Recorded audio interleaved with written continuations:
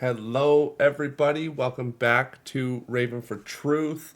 We are doing our thing. We are living our life. I took a little bit of a break as we kind of had the holidays coming up, and I was just doing a lot and really burnt out and had lots of recordings to do. And I was doing so many different things. I like cleaned the whole house, and now we're here, and it's time for another episode of the podcast. I finally have episode 6. Hello, my name is Michael Atwood. I am a 35-year-old gender fluid individual who lives in Grande Prairie, Alberta, which is Treaty 8 territory, home of the Cree, the Dene, the Métis, and the Beaver people. And they are the original caretakers of this land. I am a guest, as I have always been a guest here.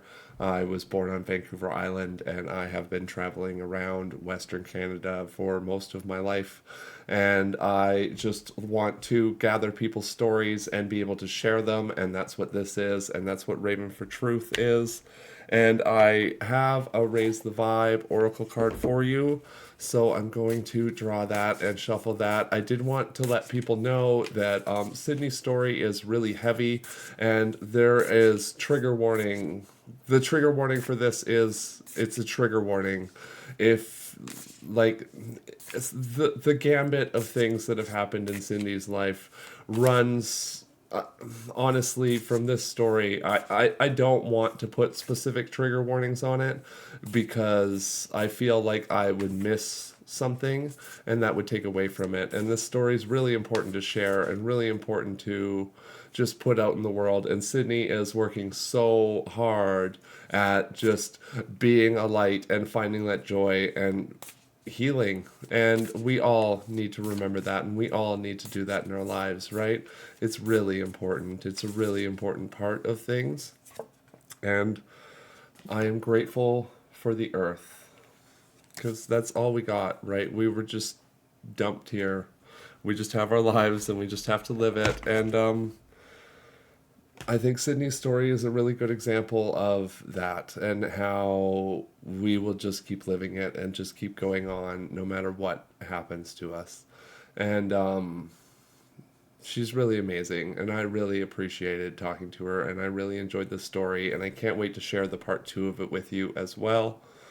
We will have a couple other episodes in between, but that one will be coming out. And Sydney's situation has changed, so that changes the story too, right? So that's it. That's all. Bow wow. It's Alice Michael, and this is Sydney over here. Sydney Strahl, right? Yes. Yes. And Sydney's here to do an interview for us. So, Sydney, can you tell us what your age, your gender identity, and your location is, please?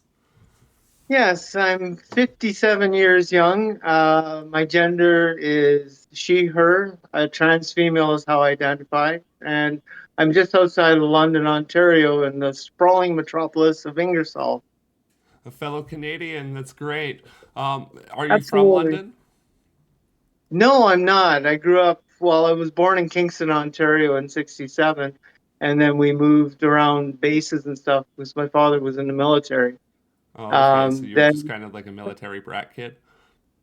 I'm a base brat, yes. Yeah. And how was that? That sucked. Yeah. Yeah, it did.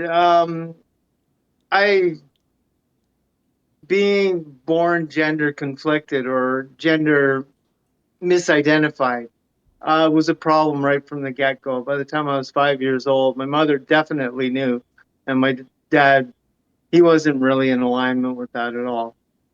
Oh, okay. So just lots of Yeah, lots of issues over gender from a young age, like gender yeah. identity. I was the firstborn on a military base in '67, and emigrated father from Holland and mother from Holland. So that kind of circumstance didn't permit. I was assigned male at birth, so there were a lot of expectations placed on me from birth that I had no way of achieving. I understand that. I grew up as a cowboy. That like very western, very rural, very men are men and women are women kind of mindset, right? Yeah, yeah, you got to be from the city to wear your shit in the inside of the boots. Yeah. Yeah, I like the expression. There's an expression I heard that was small towns breed small minds until you've been to more than one. Well, I mean, it should work that way. I don't think it does. I think sometimes it takes a little bit longer. Yeah. Yeah, yeah, it does. It does. I've lived in a lot of small towns. I spent a lot of my youth up in Thunder Bay, which is like fairly isolated. Hmm. So there's a lot of outsiders. People are generally very protective of the community as a whole. So when you're from outside, it's a problem. Yeah, and I think that's slowly changing as like connection and access and just more people are being exposed to more things. But that's also why we're having such a hard pushback with stuff like that too, right? Because like Yeah, there's just like some places have such a higher understanding of things that other places are just learning about. It's brand new to them. yeah, true enough. True Yeah. enough. So how was school growing up? Like I assume you bounced Oh, to different I, schools too. yeah, I did right up until I think I was grade 4 or grade 5. We landed in Thunder Bay. My dad had got a position at Confederation College as a heavy equipment mechanic coordinator, and he was a track mechanic in the military. Um, yeah, that sucked too. That generally sucked for me. I really had a hard time making friends. I isolated a lot, and I think that had a lot to do with the fact that I was afraid at home. So when I left home, I was afraid out in the public too, with other kids at school. So I generally stayed by myself. Oh, It okay. was Yeah, it was really difficult. I made a few friends. We had a small group. There were about 5 of us, and we hung out together.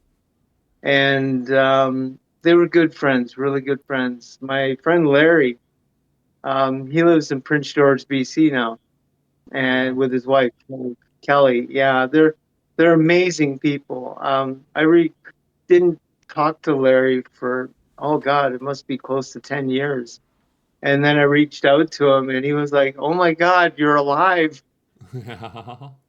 Yeah, yeah, and he was totally, totally welcoming and accepting of my new gender identity and my name and everything else. And that was a big moment for me, a Yeah, really that big would be an moment. important one for sure. Yeah, I've known Larry since I was in grade 6. Yeah. Yeah, he beat the tar out of me. Yeah, when we met, because like I was picked on just brutally by everybody growing up, and Larry was a new kid in the school, transferred from another school in the city, and I got put up to picking on Larry. So Larry tuned me in pretty promptly, Oh yeah. and yeah, yeah, and shortly after that we became really good friends. Yeah, lifelong friends, I would say. Yeah, sounds like it. That's good. That would build value Yeah. for sure. Sometimes like it takes conflict to build that intimacy, right? Like Well, yeah, the big bump in the road, right? yeah. Yeah. And did like that small group just continue with you through high school too? Well, they did. I guess around the age of 13, um, after many years of trying to get my dad's acceptance and approval, well, I figured that wasn't going to work. So I went completely the opposite way, like with a vengeance. I did some really stupid, stupid things that are going to affect me for the rest of my life in certain ways. I ended up in reform school and going to Sudbury to Cecil Fraser, which was reform school back then. I don't know if it's still open anymore, but I went there twice because, like, I'm Dutch and I don't learn very quickly. Um, wooden shoes, wooden head, wouldn't listen, right? Yeah. Yeah, but so my interactions with my friends were sporadic, and it was always broken up by long periods. But every time I came back, I reached out to them, and they were more than welcoming. They were happy to see me. That's awesome. Yeah, Yeah. So you turned into yeah, kind of the rebellious youth after you couldn't get that sort of approval you were trying to get by following along. Yeah, I would get my dad's disapproval. Like I was really good at it,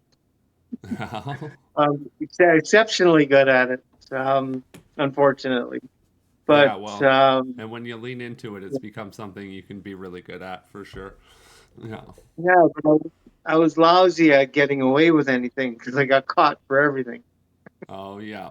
So, and that ran right up into my mid 20s. I spent a lot of time in jail because I wouldn't fit into anything, and because I couldn't find connection anywhere, and I lived in a world of disconnection. Um, it's harmful. It's really harmful to a person to do that, Yeah. and I did a lot of damage to myself. I Mm-hmm. ended up in penitentiary for a while in Alberta. That was my first first experience with Alberta was in Drumheller, and I did a few years there. Oh, okay. That was yeah, that was a scary time. But when I was 18, um, if you're not, cisgender hetero and you're anything but, they end up putting you in a place called Millbrook Correctional Center. It's a hellish place. Yeah. Yeah, it has a great big wall around the whole facility and everything else. And it's in Peterborough. I ended up there in 1985, and I met my first transgender woman of my experience. Okay. And And a when you went lot of in there, things, just for context, what were your yeah, feelings at that time about your gender identity, your sexuality, that sort of stuff? Like, God, I was terrified. I had no idea. I really didn't know. I knew that I didn't fit into a male role. I didn't fit into a female role. I didn't even know what I was. I was incredibly confused and just really vulnerable, looking for some sort of connection. Anything. I didn't care what it was because I was alone.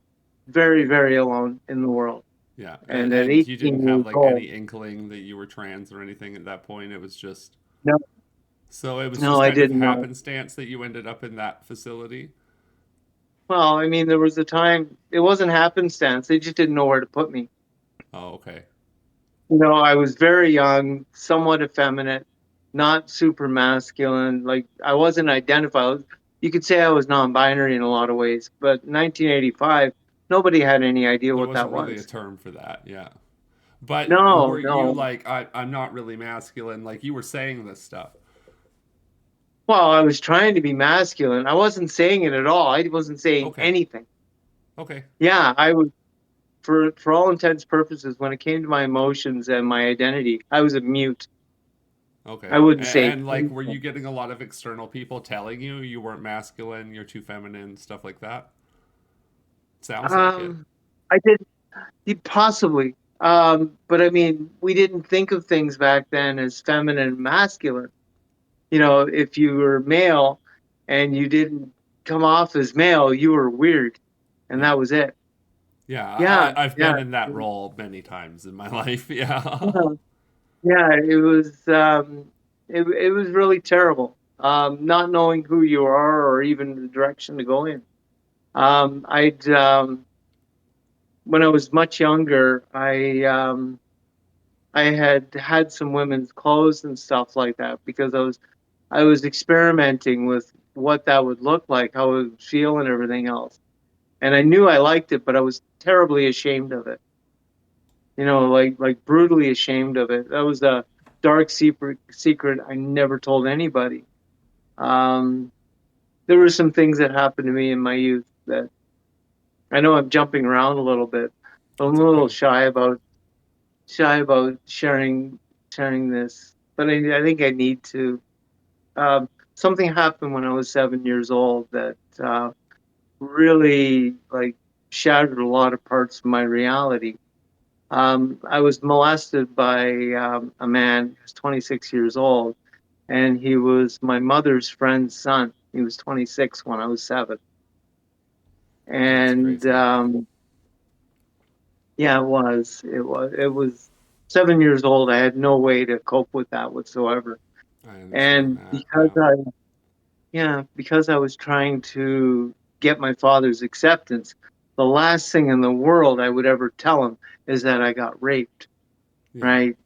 And repeatedly over a period of time, because my fear of my dad finding out about this was used as leverage against me to Oh, make yeah. me, yeah, to coerce me.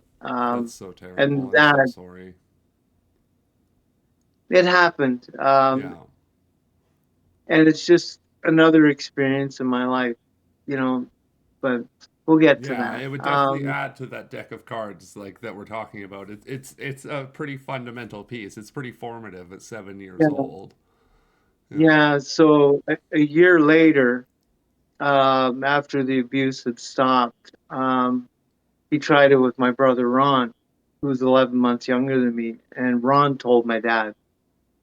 Oh, And during the police investigation, it came out that I had been involved with this person, and it came across as an affair, not an abuse. oh. Which at And that my age, dad, there's yeah, nothing else it could be. Like there's nothing else yeah, it could be when you're 7. yeah, I know that, but my dad didn't take it like that. Yeah. Well, and that's Yeah, his and ignorance at that point, unfortunately. I remember him coming to the school with Ron after the police investigation, and he was supposed to be picking me up. And I came to the side of the car. He waved me over, and I didn't know what was going on. I had no idea. And then he accused me of having an affair with this guy, and the disgust in his face was just. It was like somebody had dropped a wall on top of me. That's what it felt like. I was At 7. absolutely Yeah, devastated. absolutely. Yeah, this was when I was 8 years old, eight or Oh, nine yeah, years old. 8. Sorry. Yeah. Yeah, yeah. And right after that, I went into just a horrendous puberty, um, as I understand it now. And the acne was horrendous, cystic acne all over my body, and that was a result of that trauma. Yeah. You And know, I like have, in the 80s there was you wouldn't have yeah, gotten therapy for that or anything. God, no, no, No. nothing. Yeah. So, I mean, that was a precursor to what happened after that, my going to jail and all that other stuff. Yeah. Those are directly related. Yeah. Um, Yeah, that would you be. know, I understand that. That yeah, that's it was, that rejection from family would lead to such a hard path. And yeah, I don't understand how anybody could do anything but fight back yeah. and reject what's being thrown at them and like Well, absolutely. I don't, in hindsight, I don't think I was punishing my dad. I was punishing myself. Yeah, well, I did and that. like you're so young, you would take that on, right? It's not to Yeah, punish your dad. It's yeah, yeah, yeah, yeah. I imploded in every way possible. So several years later, I ended up in Millbrook. Repeated crimes. Like I was breaking into places, businesses, and I was stealing cars off of dealership lots and stuff. yeah, It was just it was really it was a really messed up time in my life. it's fair. Um, yeah, I was in free fall, and I didn't Yeah, care. I didn't care no, about myself. I didn't care about anything. yeah, nothing really You know? mattered. Yeah, Yeah. But I met Cindy Kavanaugh, um, first transgender woman I've ever met in my life. I didn't even know transgender women existed. yeah, And seeing this idea that you could transition from male to female, it it lit off in me like with such a fire that I tried to transition while I was 18 years old in a maximum security jail. oh really? Probably one of the most stupid things I've ever done in my life I agree because with you. Yeah, yeah, yeah, yeah, it was dangerous, like yeah, severe dangerous. yeah. Yeah. Well, and that's one of those situations she shouldn't have even been in there, Well, but no. Well, she should if have you been break in a the law, different you go to facility. jail. Yeah, Yeah, if you break the law, you go to jail. And back then in Ontario, that was the only place you could send a transgender woman because everything else was male, Oh, absolutely. And male I'm general, going off of my everything. understanding of the world today in 2024 when I say she shouldn't have even been in there. She should have been in a women's prison. Yeah. Yeah. But like, But I mean, it gave you that spark. So there's value there. all right, phone call. Oh, yeah. um, yeah, it was my son. Oh, yeah. Um, but I won't tell anybody where he is. He's my son. What can I say? Yeah. That's fair. I think that's telling enough. Yeah. But Yeah. I love him, man. We have a great relationship. He's now Yeah. 30. God, I feel so young. Yeah. So tell me more about your relationship with Cindy. Cindy Kavanaugh, she was watching. We talked and talked, and she really, it was like she became like a mother for me, almost like a caregiver. And she really, like, we talked. Oh my God. Every chance we got, we talked, and she saw what was happening to me, and she just let it go for a while. But then she saw how destructive and how, you know, humiliating that started to become because I started becoming a joke because I was being passed around from person to person. And, I was just looking for validation, Yeah. some form of connection, right? And that's it. That's all I wanted. But jail is like a really bad idea to try and go searching for that there. Yeah. Um, yeah, most people aren't going to let you in any way, but they will victimize you. Absolutely. Yeah. Yeah, Yeah. It doesn't yeah. seem like a very conducive environment for building a trusting relationship. No, no, not at all. But I mean, that was my first experience in being a party favorite. It's not fun. Yeah. But Cindy, we ended up in lockdown for a while because of something that happened in the jail. And she wrote page after page after page of information on transition, what was involved, and a lot of her life experiences. The fact that she took that time for me, um, even at that time, was totally not lost on me. But it's even more impactful now. Um, she saved my life. I stopped the transition. I went back to being just me, whatever the hell that was at that time. And I didn't try again until 2018. Yeah. You So, know, and from you were in that jail 1995. for 2 years with Cindy? I was there for two deuce classes, was what they call it. 2 years less a day. I was there twice. Oh, okay. Yeah, almost back to back. Apparently, going to Kitchener during Oktoberfest when you've been in jail for 18 months is generally not really suggested. Oh, yeah, Yeah, that's so I fair. ended up, I got out, I got off the bus, I went to Kitchener with a friend, and it just snowballed into another kerfuffle. And I ended up back in another 2 years less a day. Oh, I that's, was out for 1 week. I was out for 1 week. yeah. So Yeah, I that's was like really four messed up. years you got to develop and form this relationship with this person. Well, Cindy was only there for part of it, but Okay. I've never forgot her. And I the fact that understand she that. took time for me in one of the worst situations of my life was never lost on me. That impacted me in such a fundamental way that I took that with me and I've adopted that into my own transition and how I care about other people, That would be especially very within, formative, yeah. yeah, especially within the community. It's part of who I am. Yeah. Well, and And the book Letter to My Trans Sisters by Charlie Craig, that was the yeah, first like trans book I read after I came out, and it was so formative. Like reading all those personal experiences and all just those it's just letters. Like they just wrote letters, right? And like that can form such a connection and it can form such a bond and like it's I think it's poetically beautiful that she did that for you. It's very like V for yeah, Vendetta, that like prison scene and all that. yeah. Like I would absolutely give anything to be able to reconnect with her. I swear to God. And I only know her by Cindy Kavanaugh. I won't say her dead name here, but Yeah. I mean Kavanaugh. Cindy Kavanaugh is how I knew her. Yeah. And if this gets out there anywhere, I I pray to the universe that that could be possible. Yeah, Yeah, absolutely. just the thought of it. To Yeah, tell so her much thank so I'm gonna butt in here with a little anybody who wants to give this a like, give it a share, subscribe to this. Go ahead. Let's see if we can get Sydney and Sydney connected. you. Yes, Cindy and Sydney. Yeah, yeah, that would be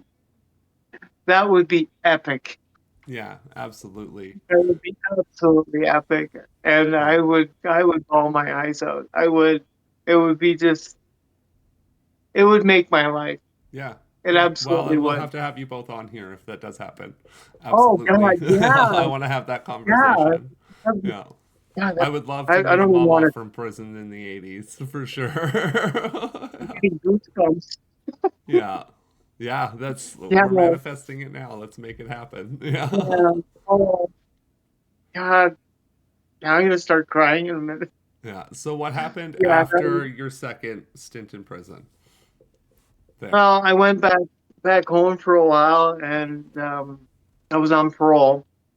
And a really good friend of mine, Rick, called me up one day. I was sitting up on my parents' deck and drinking a beer, being as manly as possible because I was hiding. Yeah. And I I did that definitely for a long delved time. into that for sure. Yeah, yeah, because I ran, directly perpendicular from transition Yeah. after that point. And I've never had an easy job. I've picked the most demanding, most physically arduous jobs ever.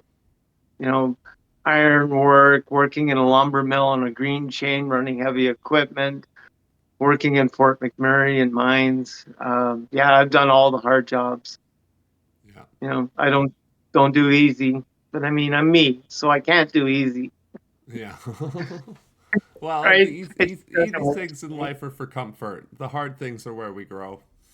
Yeah, yeah, but yeah. Where were we? I'm still stuck on Sydney. You were like just back and you were on parole and Oh, yeah. Yeah, and I ended up going back in for a breach of parole, but I was in the Thunder Bay District Jail, and they put me on a school program because I was smart, right? Not exactly book smart, but I was smart and I could pick yeah. up things super fast. So I was doing math and schoolwork, trying to get upgrading to get my grade 12 and stuff. And they thought this was remarkable because I was really picking it up fast. And Yeah. I guess they're Well, not used and I to that. assume this would have been around that shift from more incarceration to reform, which we have done more Yep, here in Canada, right? yep, yeah. So I got into a college program under a grant and mature student credits. Well, don't clap yet. So one night after school, Larry calls me up, my buddy Larry, Yeah. and he said, "I'm down at the strip bar. You should come down. It's my birthday. Have a beer." Oh, yeah. Yeah, well, one beer led to 10 beer, and I got drunk and everything else. And Yeah. next thing you know, it was past my curfew. I hadn't returned to the jail, and I was now an escapee, unlawfully at large, they call it. Oh So, no. Larry. yeah, yeah. Well, it wasn't Larry. It was this stripper friend. Yeah. I like girls back then too. I just didn't know why. That's fair. Yeah. Yeah, yeah, yeah. I liked them. I just wanted to be them. I didn't know that then, Right. right? It's a And weird then, line to walk. Yeah, because I've definitely had experiences like that. Yeah. yeah, yeah, yeah. I do weird really well. Yeah. Yeah, I do too. Gender fluid is Yeah, kind of weird. right. Oh, if it's not weird, it's not authentic. Yeah. Well, and weird Yeah, I is just believe that. strange, different, and magical. I don't see anything Yeah, wrong with those. Yeah. nothing at all. Nothing at all. God, where did I go? Oh yeah, so I ended up getting a whole bunch of time and going federal because I'd Oh, already reached reach the cap, so that I ended up in Stony Mountain. Oh my God. It's like, Shawshank Redemption? Yeah. It's like going there. Wow. Yeah. Yeah, it's in Manitoba, and it's just outside of Winnipeg, in a place called Stony Mountain. Mm-hmm. Uh, God, what a horrendous place! Great big steel mechanical door, and the bus drives in. The door closes, then another steel door opens. Oh, Yeah. yeah, and there's me. I think I was like 21 or Yeah. 20. Uh-oh. Yeah. Yeah, uh, yeah, not a good moment. Mm-hmm. No, and I'm white. I'm very white, Yeah. and most of the population in that jail is native. Yeah. That wasn't a good mix for me. Yeah. Yeah, and So I that's you trans. look at the statistics and that's just the way it is. It Yeah, shouldn't be that way, but well, absolutely. And this is in the still in the mid '80s, right? So just hmm proportionately, it was even worse then. yeah, But nobody wants to talk about that, right? absolutely. But yeah, so I ended up transferring out because you can do that in the federal system. You can request transfer to a different facility. So I Oh, went to Drumheller, Alberta. The furthest away I could get from Ontario, the oh better. yeah. Yeah, I wanted to get the hell away from my dad. That's fair. Yeah, Yeah. as far as I could. So I ended up getting out in August of '89, and yeah, it was something to behold. Uh, Yeah. I was 4 months old. wow, thank you for that. You're welcome.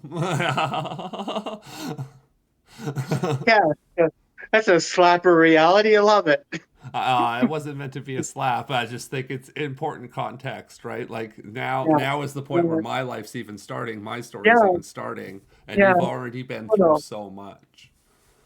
Oh God, that's nothing. That's there's so much more. Oh, I'm sure. Yeah.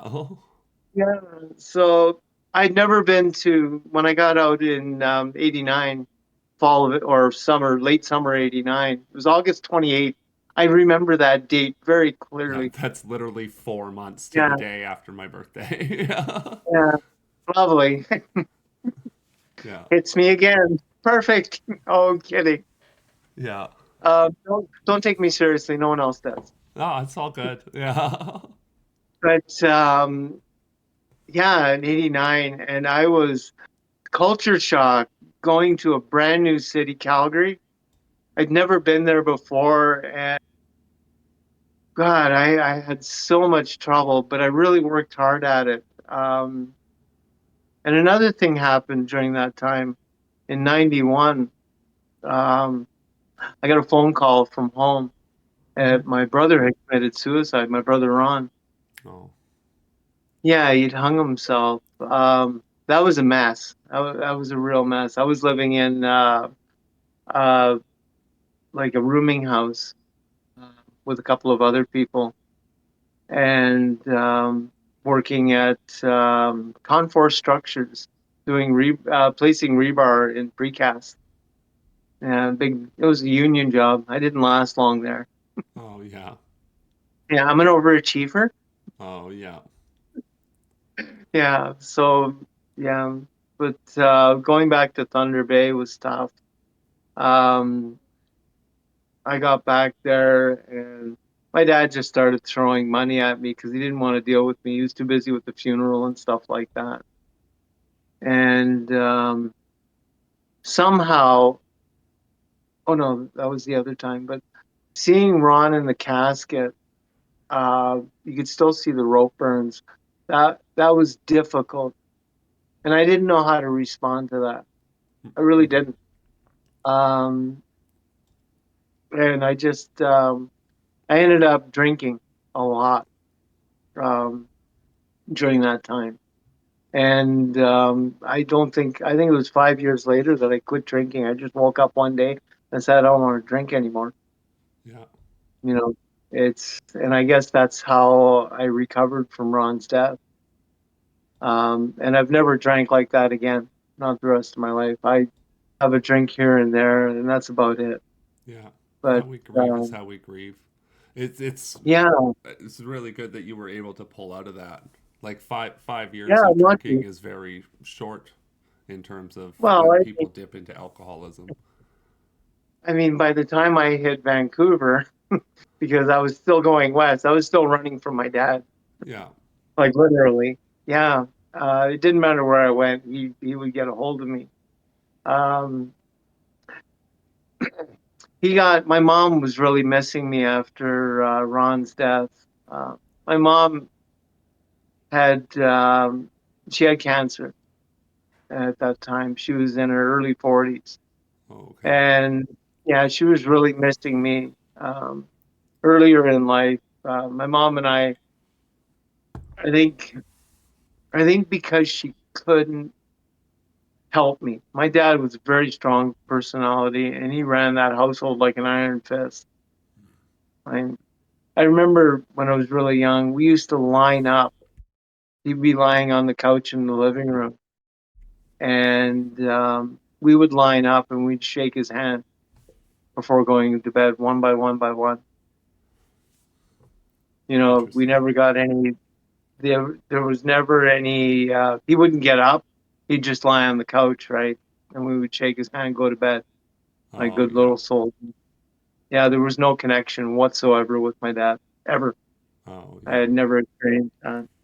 But with my mom, I don't think she was in agreement with how he handled things. Um, he was brutal to me, like absolutely brutal. If my brothers did something, I got punished for it always, Oh, and it was usually the belt.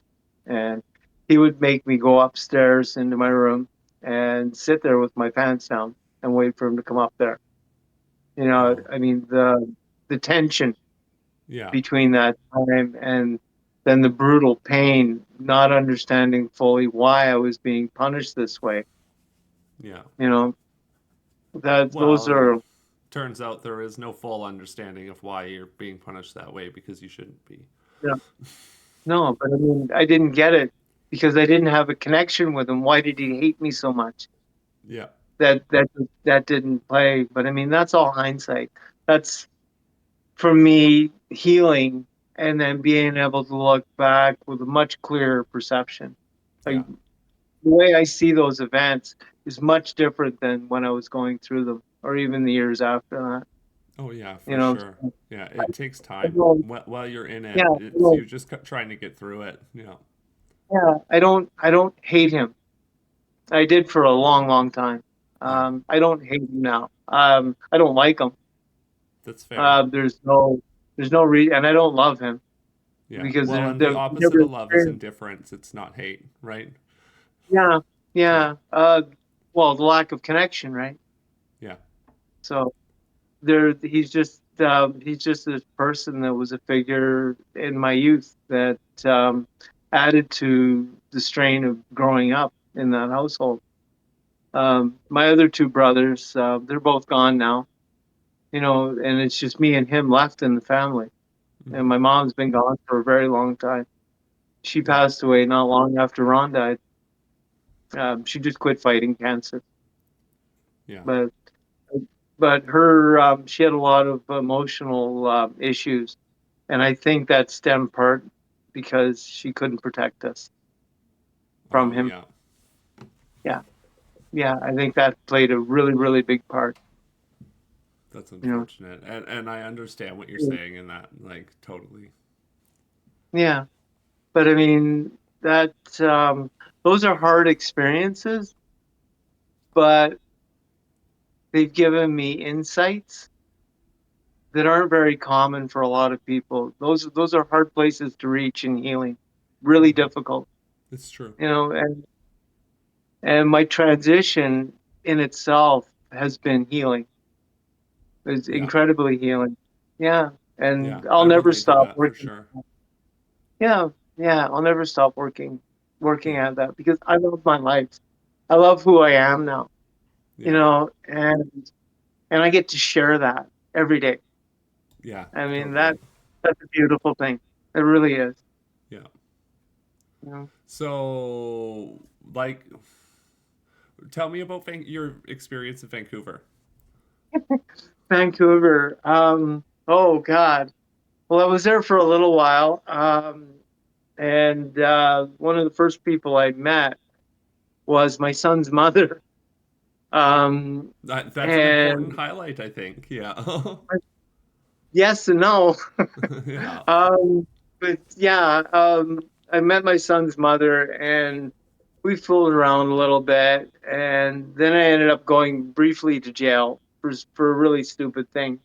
And I spent a few months in jail, and while I was there, she told me she was pregnant. Oh, yeah. So yay, Yeah. yay! A lot of things in my life stopped abruptly right at that point. I can You imagine. know, yeah, I took being a father at that time very, very seriously, and I knew that I had to readjust how I was living and how I managed myself everywhere.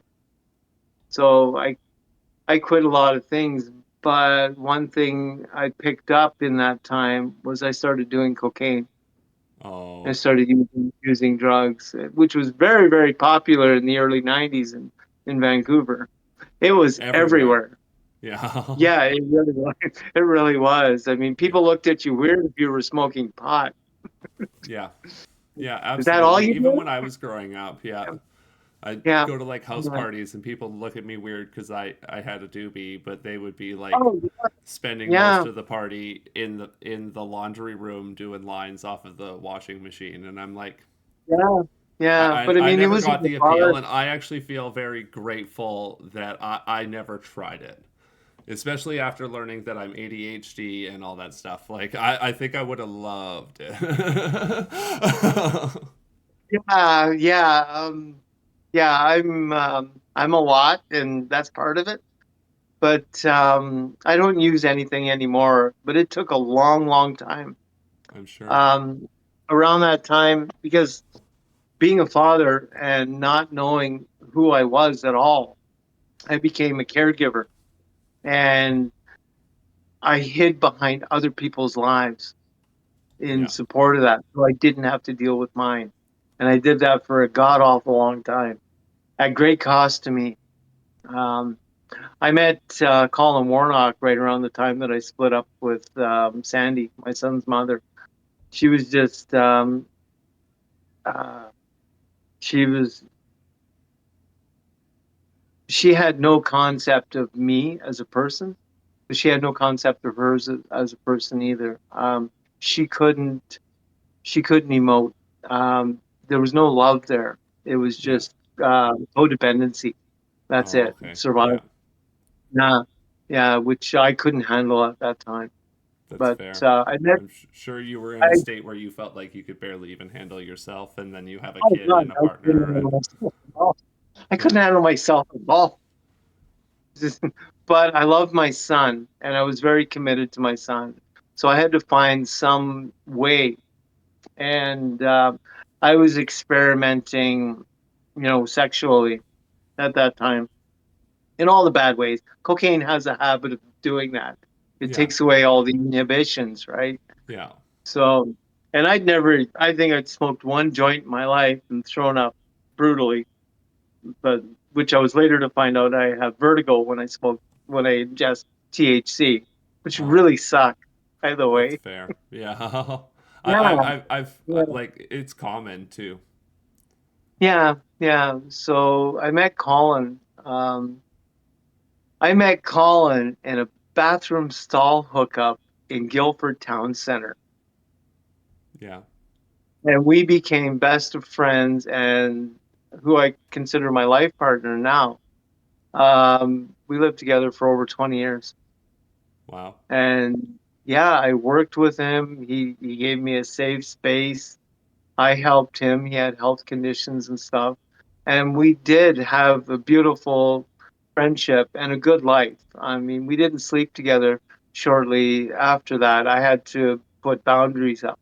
My first time in my life, I had boundaries, Hmm. right? Because I needed to protect my kid. But my cocaine habit was starting to snowball at that Oh, time, right? Because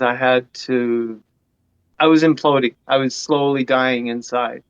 Yeah. And yeah, yeah. And I think in 2002, we were in Abbotsford. We've been flipping houses. Every time Sandy would move with Corey, because I was part-time dad, every time she would move, we would up and sell wherever we were living, make a little bit of money, and buy another house closer. Oh, yeah. So we went right up the Fraser Valley Oh, following Colin. Yeah, yeah, and Colin was all for that because we were making money with it, right? yeah. Yeah, might as well Yeah, then, right? I totally yeah, understand that. Yeah. yeah. And after 10 years, 9 or 10 years, we ended up in Abbotsford in a $500,000 home on Sumas Mountain with an $800 a month mortgage.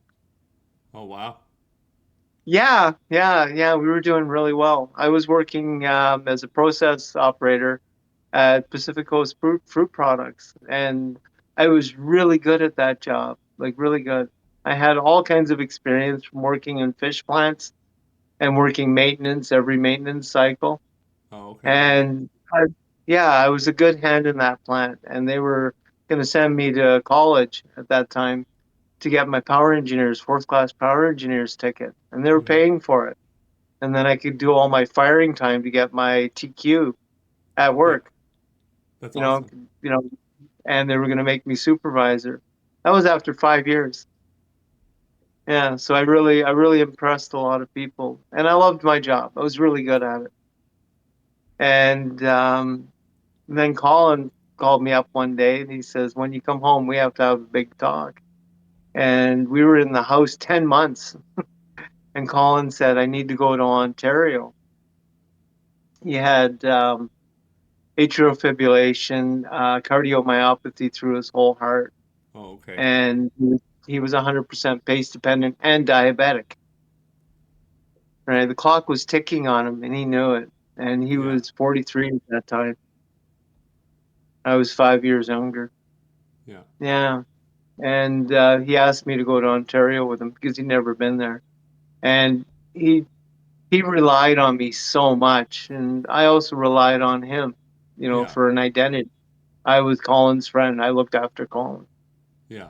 you know, and I phoned up Sandy and I says, "Listen, here's what's going on, and I'm not going unless I can take Corey with me."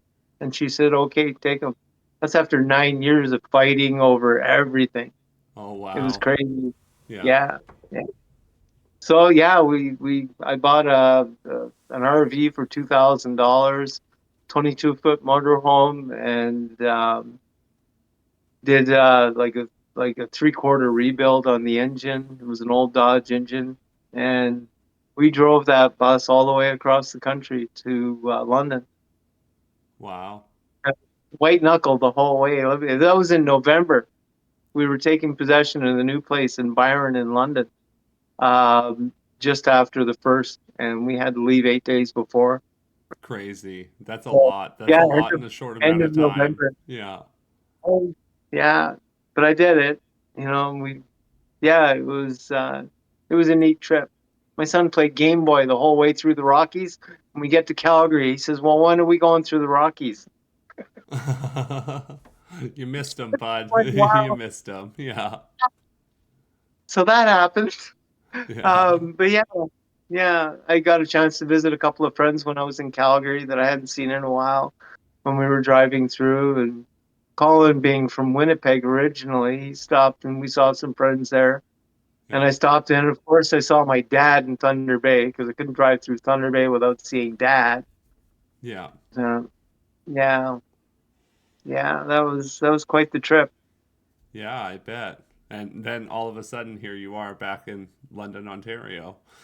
Like, Oh, I know. Well, it wasn't all of a sudden. Those were Colin passed away in 2018. Now that was I have to go a little bit before that yeah. because all these traumas and everything else, and it's all unhealed. I'm packing this stuff with me. Yeah. Um, yeah, we're gonna have to take a sec here because I got to plug my battery in. Hey, so yeah, Sydney and I just took a little break, and we had just gotten to the point in the story where Sydney and Colin had moved from Vancouver, Abbotsford to London, Ontario. They did a big RV trip. And what happened after you moved to Ontario?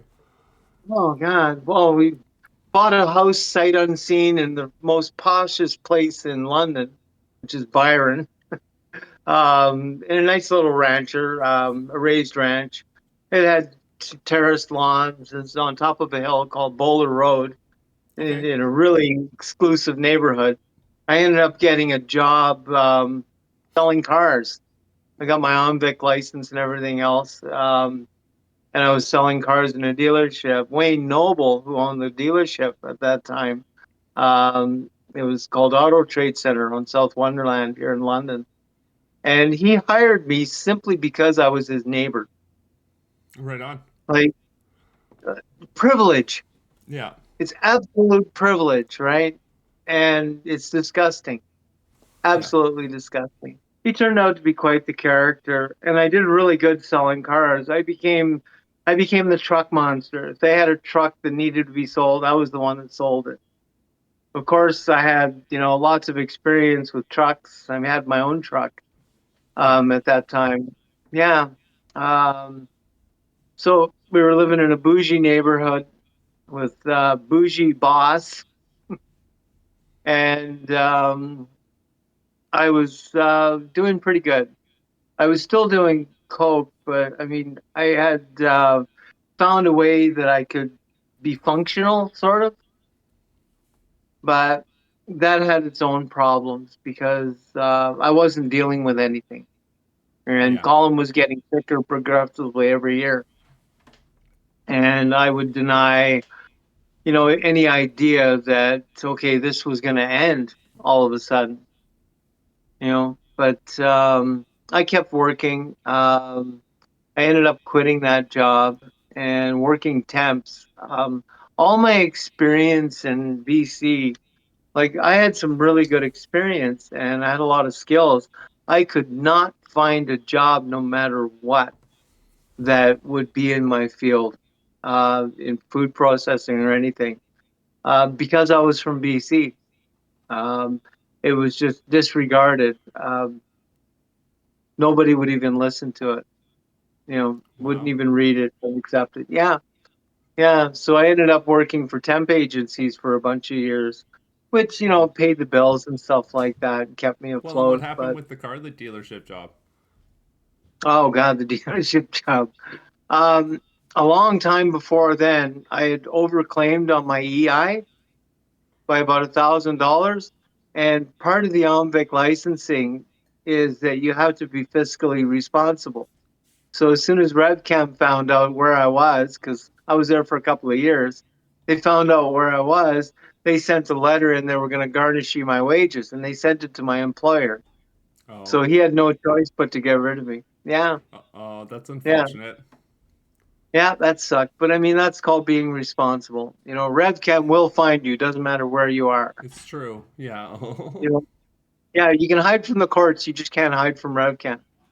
Yeah. Yeah. They'll dig it out of somebody at some point. Yeah, Yeah. yeah, yeah, no doubt. So I Yeah. ended up leaving that job. I had a boat to pay for and I had my truck payment to pay for, plus my rent and everything else, and Corey as well. But I mean, I had Colin helping.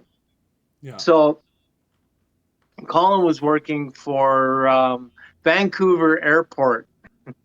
He got a job working as a retail consultant, and then he became a retail operations consultant. He'd written a book on running retail in airports or in malls, which is pretty much the same thing.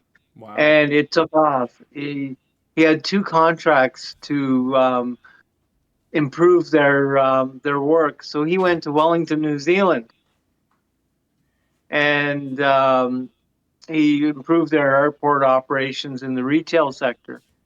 So it's That's retail and fascinating. concessions. Right? Like, Yeah, he was very smart. Um, and then he went to Bermuda.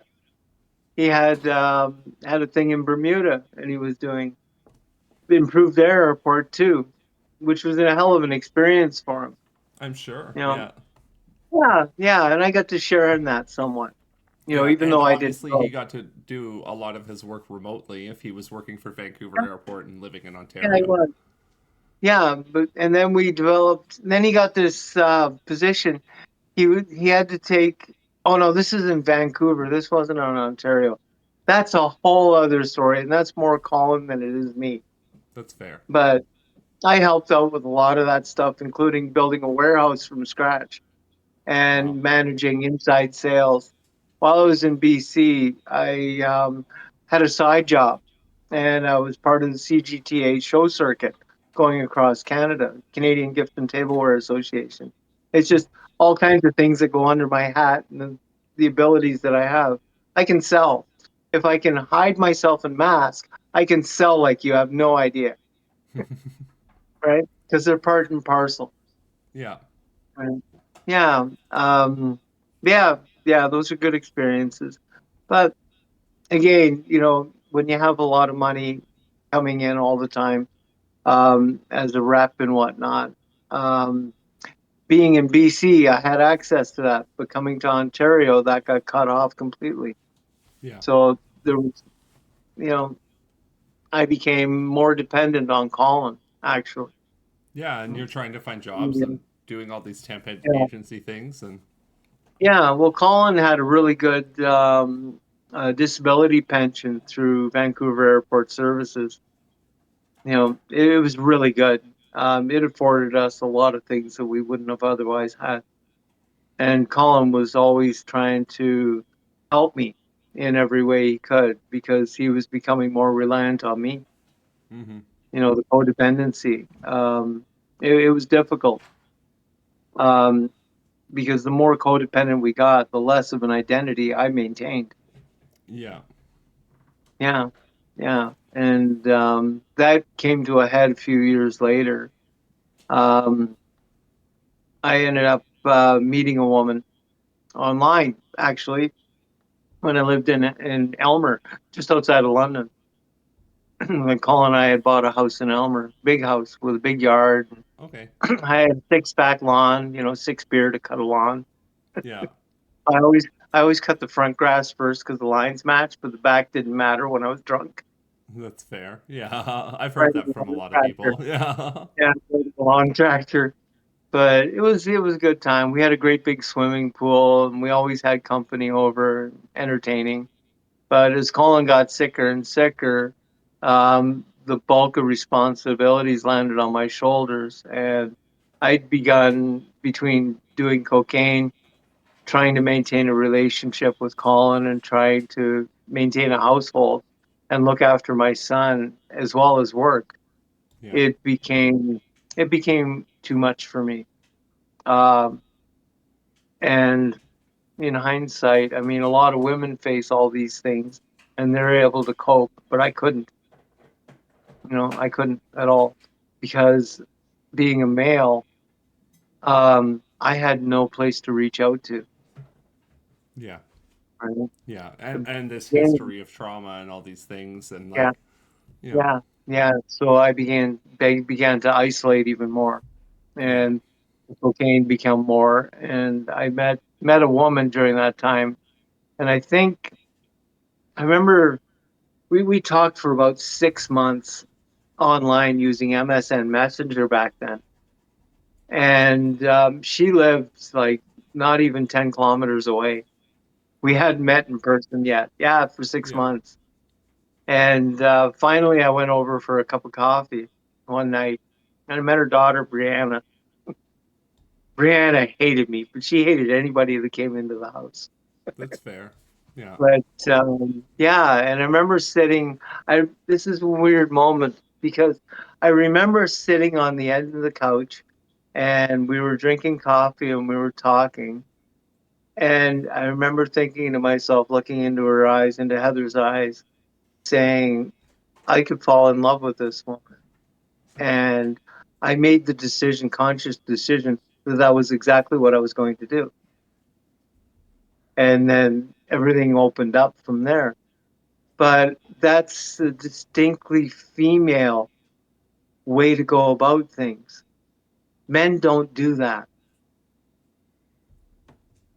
right? I, And I, that, I mean, I'm relating to that experience, yeah, that, but I have that was, a very feminine approach to relationships like that. yeah, So, but I mean, that was a clue, um, that I didn't realize until after the fact that, okay, the way my brain worked wasn't male at all. It didn't subscribe to how men think generally, or not think, as the case may be.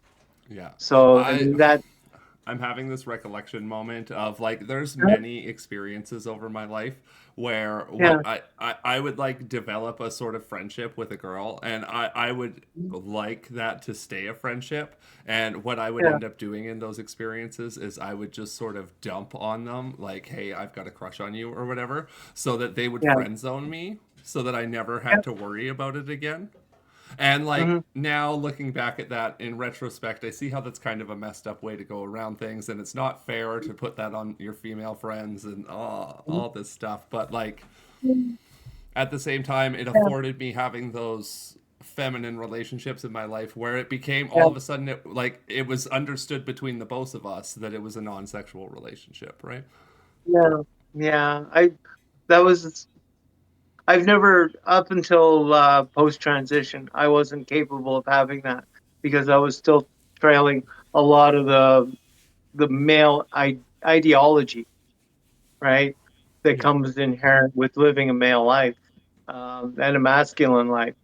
So there are preconceived notions that qualify in those circumstances. If you like a girl, you have to have sex with them, right? Yeah. And like Yeah, really you got to open your and mouth. Yeah. yeah, it's an immature way to look at things, and Yeah. not an empowered way to look at things. That's misogyny, Yeah, right? absolutely. And that And that's acknowledging that now is a part of yeah, healing that.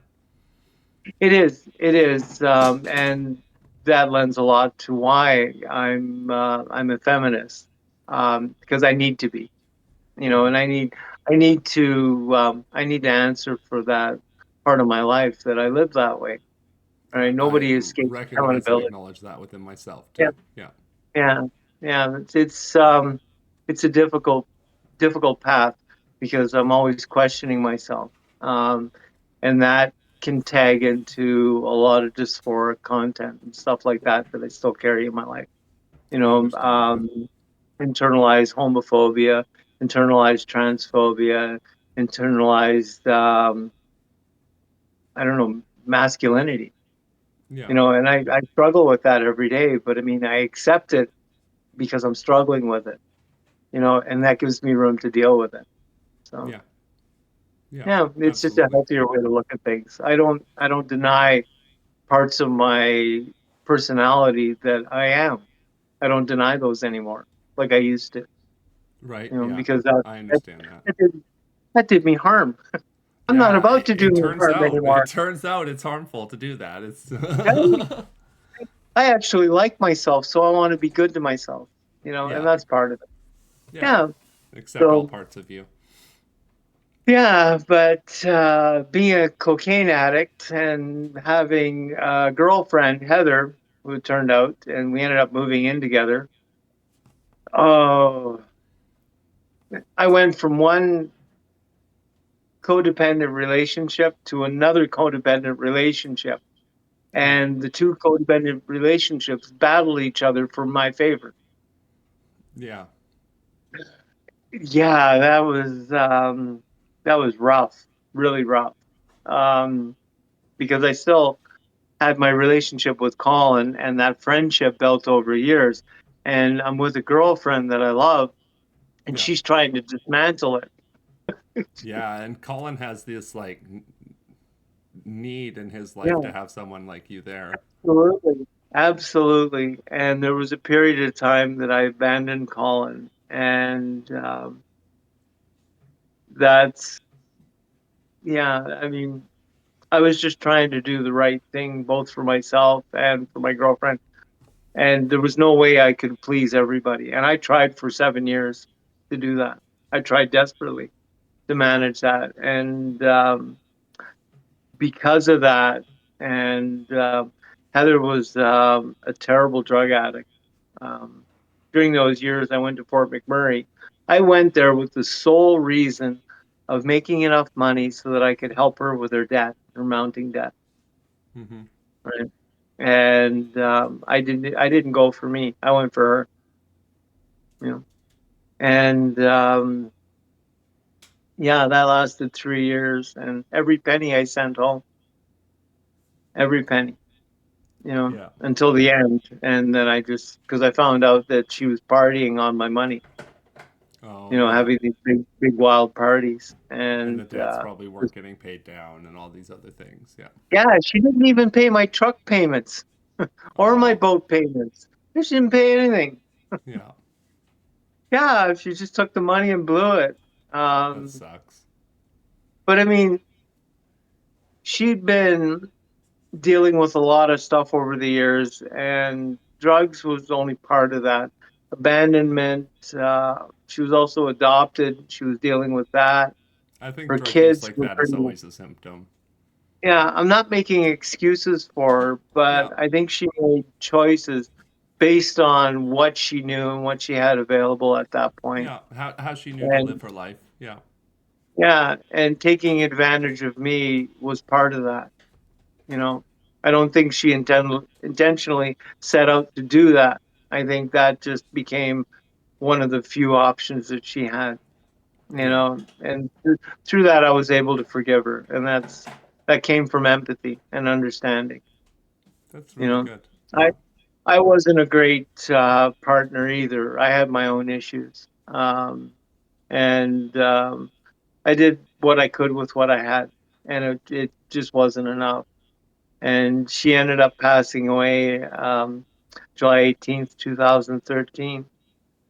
And at that time, I was dealing with spinal pain. I had a herniated disc, and that impacted my S1. And with my mental state at that time, that exacerbated it and became a crutch. So being on opiates and everything else, it just snowballed and became something far bigger than I could deal with alone. Yeah. You know, but yeah, yeah, I went to work one day and I got a phone call and she was gone, and I had to pick up the pieces, but I didn't know how. Nobody that close to me had ever passed away before. I mean, my experience with my brother and my mom, but I was already disassociated from them. Yeah. Yeah. You were You like know, in for years. addiction. You were so physically separate that there would have been a lot of Yeah, disconnect there. Yeah. yeah, yeah. And all through this time, I did nothing about dealing with me. Yeah. Like really nothing. I just kept working, kept loving, kept trying to do everything I could to compensate for everything that was going on around me. But I mean, that was the gradual dismantling of my life. And I didn't even realize it was happening. But it can be a very slow, progressive path, Yeah. but it just, it strips away your value of everything, including self. Right. And it's tough. So I went right back to looking after Colin right after she died. And I didn't have a chance to grieve because Colin was failing fast and he needed me. Oh, And okay. I wasn't dealing with any of this at all. My son ended up in children's aid because I wasn't fit at that time to look after him. Oh, okay. And there was nobody else. Yeah, there was nobody else. Um,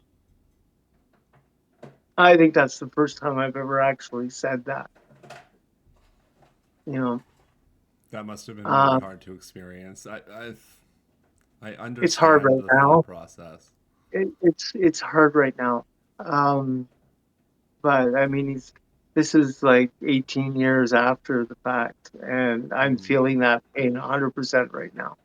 Yeah. Um, but I had to look after Colin, and not dealing with Heather's death and her parents blaming me for it. They're Pentecostal, and they couldn't accept any responsibility at all. Um, so they placed it all on me. I'm the one that went to rehab. I'm the one with the drug addiction, not their daughter. Yeah. And And you had Heather gone to had rehab been, before this? Just checking in. yeah, I had in Windsor a couple times actually. Okay. We had a fight in the car. Heather was bringing me home on the weekends so that I could do drug runs for her drug business. Oh, This is directly after Fort McMurray, so yeah. that complicated things in rehab quite a bit. I'm sure. Yeah. And we got into a fight, and she was driving me back to Windsor in her Mustang. And I wasn't, I just, forced trauma response. I fawned. I just internalized and I kept quiet. And she got madder and madder with me being quiet. So she hit me a couple of times. And I was faced with a decision. I could hit her back, I could do nothing, or I could just jump out of the car. Well, I didn't want to get hit anymore. So I jumped out of the car at 60 kilometers an hour. Yeah. Yeah. I tore everything off of my right leg. I did a Wow. second base slide right out of the car, and because I won't hit a woman, I can't. That's just it's just not possible. I'll take as many hits as you want, but I won't hit you back. Yeah. I can't. I don't believe in violence. I never have. I think that just makes more problems. It's true. But Well, yeah. sliding out of a car at 60 kilometers an hour is going to cause a lot of problems too. Yeah. Well, I mean, I could have dumped my motorcycle too, but I didn't. Yeah. Back then, I had all the toys, right? Hmm. Big house. I had big boat, brand new boat that I wrecked, and then I had a truck, that matched the boat. It was all very nice, and a 1500 Suzuki Intruder. I mean, all these things. I mean, I had access to, and Yeah. So was uh, jumping out of the car what led you to rehab like the first time? oh God, no! I was in rehab. They kicked me out because they Oh. couldn't have me there with my leg all bloody. Oh. Yeah. I remember walking away from Heather, no tail lights at all. She just kept going. Yeah. But yeah, I would have too. Given that, yeah, I would have too. But I phoned up Colin and I told Colin to come pick me up because I'm bleeding walking down the highway. Yeah. And I remember just as Colin was driving up, the OPP pulled up too. The OPP officer took one look at me and my leg and said, "Are you going to be okay?" And he left. Oh, wow. He wanted no part of this whatsoever. Yeah. Yeah, I was a mess, absolute mess. Hmm. So I went back to rehab, and they said I couldn't stay there, and I had nowhere to go, and it was just that was a hard time. I don't know any good times before I started my transition. I really don't. Um, everything is shrouded in trauma. Everything, Yeah. you It know. was like that undercurrent of all of it. Yeah. Yeah, yeah. So And I'm sure with the after rehab Heather that died, brought on yeah, therapy, and then you're really starting to pick away the pieces, right? And it's a big pile to yeah. pick from. Yeah, but the only therapy I'd ever had any access to was rehab and going to NA. And Yeah, that's when I started to, unravel some of it. But I mean, that was just the tip of the iceberg. There was so absolutely. much more. Yeah, Just mountains of it. And I was carrying all this with me. I literally walked with a stoop. You know, like, I don't think people understand sometimes just how much of a physical presence all that can weigh on you if you're carrying it it with really you. does. It really weighs a person down. You can see it. Yeah, Like yeah, I've worked yeah, in EMS for years. I've seen it. Yeah, yeah, yeah, yeah. But I mean, I have not bad posture now. I still slouch, when I'm watching TV and stuff. But yeah, I'm not going to do any more damage to myself. yeah. Well, and But like slouching can be a relaxed posture. It doesn't have to. We don't have to can sit be, like this all the it can be. time, right? Like even now, I'm Yeah, I slouched should. because it's more comfortable. I should. I know, but I should. It's good posture, and it's a good way to fight osteo.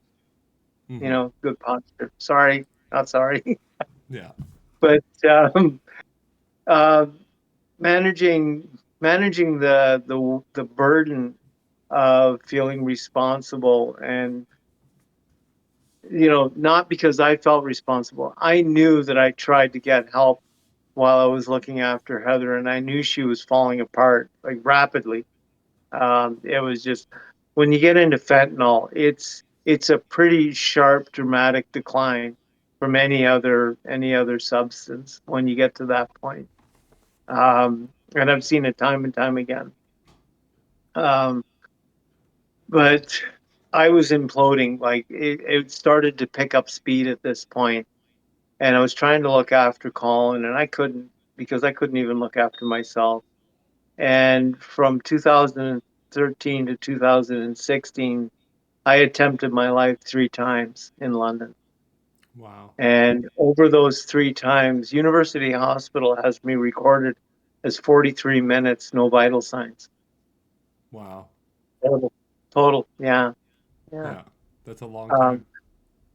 it is. It really is when you combine that. And I had a doctor sit me down from psych, when I was at Victoria Hospital, recovering from my last one. And I woke up restrained and intubated. I've been in a coma for a week and a half, um, induced coma, to save Mm-hmm. my life, because I had injected 2 vials of fast acting insulin into my abdomen. And yeah, the effects were pretty potent and long ranging. Yeah. Um, Yeah, it but would I be. woke up. But I woke up after. I owe a lot of that to a police officer from London Police Service that spent like a half an hour doing chest compressions, and he Wow. kept me alive. Yeah, he kept me alive till the Yeah. ambulance got there. And I had a phone call with him. I got a hold of him, and I said thank you. Yeah. I said I'm here today, and Colin sat me down after that. I remember in the hospital. This is while I was still intubated. I couldn't even respond to him. Mm-hmm. And he asked me not to do this again because he really needed me. And I didn't do it again. Yeah. Um, That's so much to I put found on a, you too. But but he needed me, and he was my best friend. He was my yeah. only friend at that point. Yeah. Mm-hmm. And I owed it to him. I owed it. And debts has always been something that I take very seriously. So I did. And 2 years later, Colin was, he couldn't even stand. His nervous system was shutting down because his injection fraction was so low at that point that he couldn't pump blood and oxygen to the vital organs. So his liver shut down first, and then his kidneys and everything else. But his nervous system was being attacked by the toxins that weren't being, flushed out of his system anymore. Yeah. And I had to phone an ambulance, and he went to the hospital. And I went. I followed the ambulance to the hospital, and I stayed there for a few hours. But I had to get home and take care of the dogs. We had 2 dogs and 2 cats. So I had a dog, standard poodle, and he had a standard poodle, and Mm-hmm. we had 2 cats as well. Yeah. And on March 12th at 1 o'clock in the morning. I'd been there for 2 hours. He wasn't recognizing anything. Um, he was, in other times, he'd had a couple of strokes previously, and he would go into this fantasy world, like inside his head. And I think people do that in order to deal with their own mortality. When they're faced with that, I think a lot of people escape into their heads, and I that's when they agree. become unresponsive. And that's just a survival mechanism because they Yeah. don't The want to mind's face it. protecting Terrifying. itself. Yeah. It's terrifying. And I remember walking into the room. It was about 11 o'clock. Had some friends over, and we were doing 24 hours bedside watch. And I'd been up there all night, every day for since he went into the hospital, from about 9 or 10 o'clock until about noon the next day when someone else would show up. Yeah. And I did that. And I remember Colin looking at me, and it was weird because the days before, I would walk into the room and he'd look at me and he'd sigh and look away. Right. So there's a lot of ways I could look at that, but that's Colin's experience. It's not mine. Yeah. Yeah. So I just accept that, and I'd come in and I'd shave him, and I I came in that night and I shaved him right away. I looked after him so he looked good because he was always worried about how he looked. And I remember walking in the room that night and something was different. His breathing changed and he locked eyes with me and he wouldn't look away. And I think from from strokes or whatnot, his face was a bit contorted, but he kept my gaze, and it took a lot of effort for him to do that.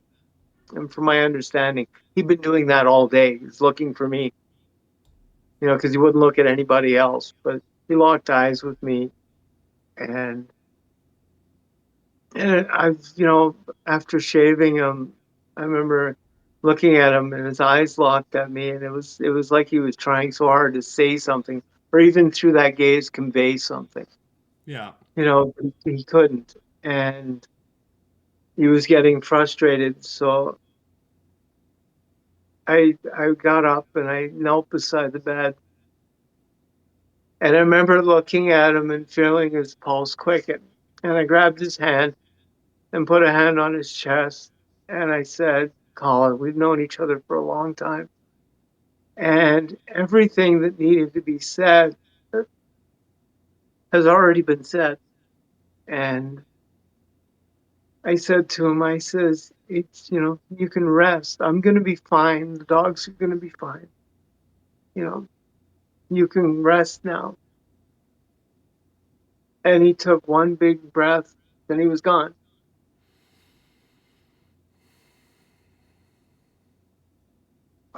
So you That, understood exactly what he was saying.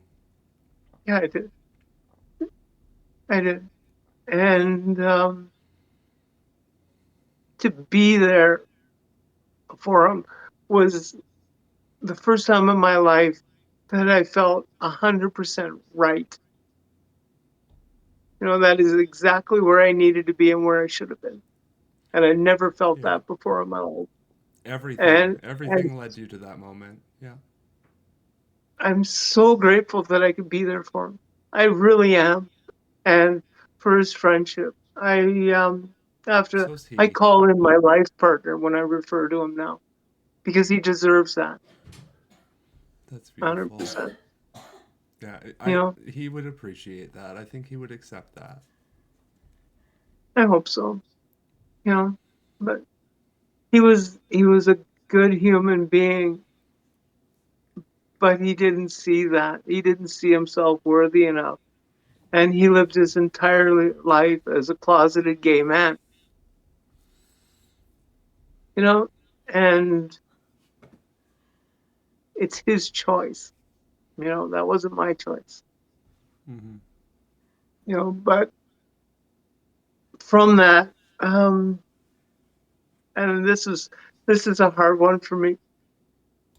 Colin loved me. Had been in love with me for decades, for a long time, and I denied him that. You know, And just for clarity, like he had expressed this to you, like he didn't have to. he didn't have to. Okay.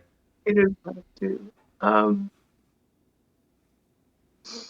and I never gave him that back until the night he died. I said, "I love you, and I'm gonna miss you." Um, and I think there's like two people in the world that know this. what I'm telling you now. Yeah. That's But really hard. um, It's also really beautiful. but he gave me so much of what I am now. I know I wouldn't have had otherwise. Yeah. Even though I couldn't love him the same way, you know, but I have to own the fact that I denied him that. And, you know, um, I don't hold anything back anymore from anybody. I can't, Yeah. you know, but, yeah, he was, that's a really important part of my life and my experience. I I'm understand that. stimming That like would be a crazy really now. important story. Yeah, let it out. That's a lot of energy. You gotta move. Yeah. Yeah, that's a tough one. Um, but yeah, but it all adds to who I am and the life that I've had.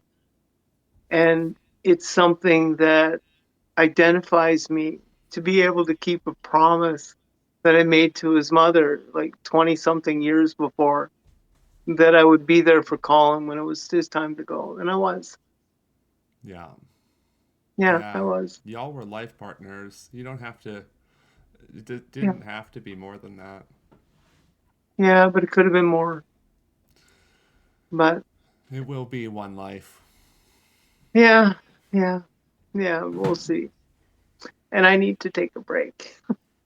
Yeah, absolutely. I think this would be a good time to end it. I know after this point is when you really dove into Yeah, that self discovery and your transition journey. So let's make that a part yeah, two to this yeah, story, yeah, and we'll share.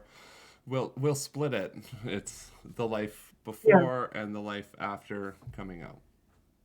yeah. Thank you so much, Alice. Thank you. Thank you so much for being here and for coming on. Like, this is just what I wanted from this. I'm putting this out and I'm getting it and I'm getting connection with real people. And thank you so Yeah. much for being here. And we're definitely going to end the recording now. All right. Thanks. Bye. Bow, wow. And that's it, folks. That's all. That's the episode of the podcast. It was a really heavy story, and that ending there, oh, my heart just turns when I watch it back again. And I do watch these back again. So I will have this story and this experience with me throughout my life. And if you made it this far, hit that like button, give us a subscribe, share this with your friends, tell people about it, leave a comment, let me know what you think, let me know how I'm doing, let me know how you would like me to improve this. My name is Alice Michael. This is Raven for Truth. Later, Gators. Have a great day.